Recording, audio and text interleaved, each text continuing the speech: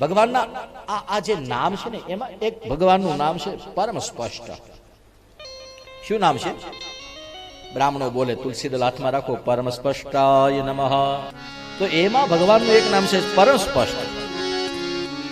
તો સ્પષ્ટ ન હોય ત્યાં સુધી માણસની ગતિ થાય નહીં. એટલા માટે 5 વસ્તુની સ્પષ્ટતા રાખવી. એક, ધર્મની સ્પષ્ટતા હોવી જોઈએ. આજે આ માળા પહેરી છે, કાલ પાછા અહીંથી બહાર જાય તો ત્યાં કાંઈક નજીકમાં બીજું મંદિર હોય તો આ માળા કાઢીને પાછી ત્યાંની પહેરી લે.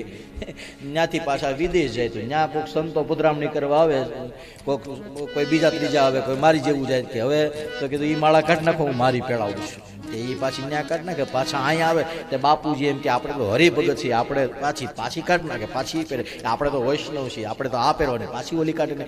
એમ માળા અને ધર્મ જ્યાં સુધી સ્પષ્ટ ન બને ત્યાં સુધી જીવનનું કલ્યાણ. સ્પષ્ટ એટલે સીધું.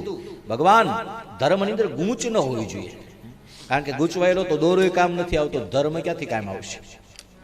ધર્મની સ્પષ્ટતા હોવી જોઈએ.